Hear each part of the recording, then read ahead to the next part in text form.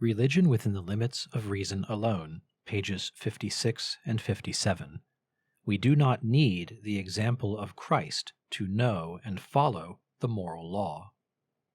For how it is possible that the bare idea of conformity to law, as such, should be a stronger incentive for the will than all the incentives conceivable whose source is personal gain, can neither be understood by reason nor yet proved by examples from experience.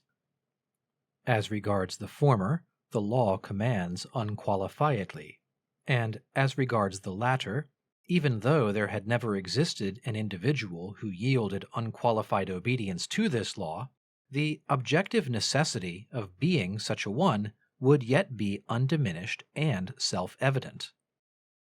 We need, therefore, no empirical example to make the idea of a person morally well-pleasing to God our archetype. This idea as an archetype is already present in our reason.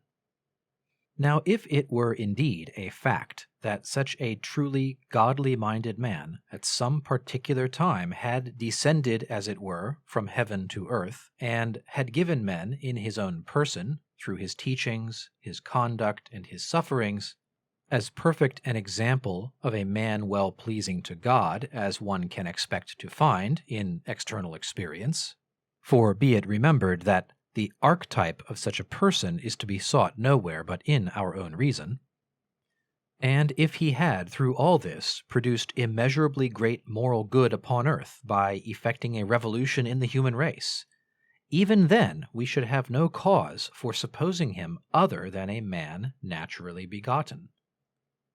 Indeed, the naturally begotten man feels himself under obligation to furnish just such an example in himself. This is not, to be sure, absolutely to deny that he might be a man supernaturally begotten, but to suppose the latter can in no way benefit us practically, inasmuch as the archetype which we find embodied in this manifestation must, after all, be sought in ourselves, even though we are but natural men.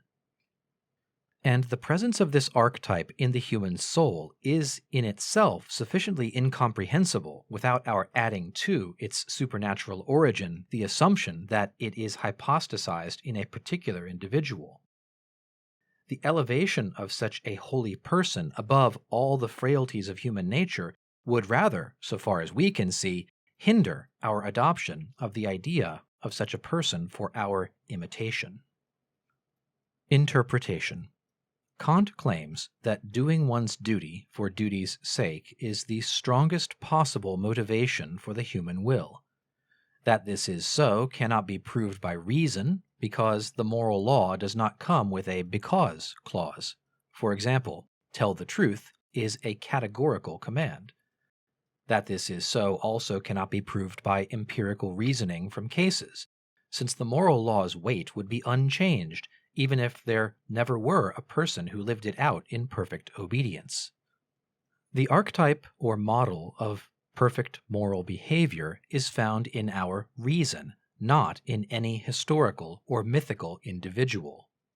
Thus, the example of Jesus Christ as a morally perfect being is not strictly necessary to motivate us to fulfill our ethical duty.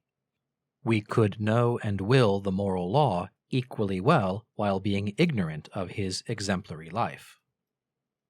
And furthermore, Kant claims, even if such a morally perfect person existed in history and had by his teachings transformed the human race, this would still be no cause for believing in his divinity.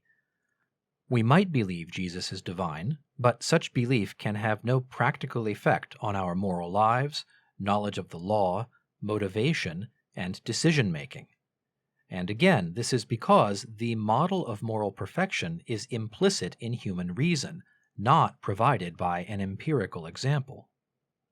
Kant ends this passage by suggesting that positing the divinity of Christ is not only unnecessary from a practical point of view, it can even frustrate our desire to live out moral perfection by giving us a model that is more than human.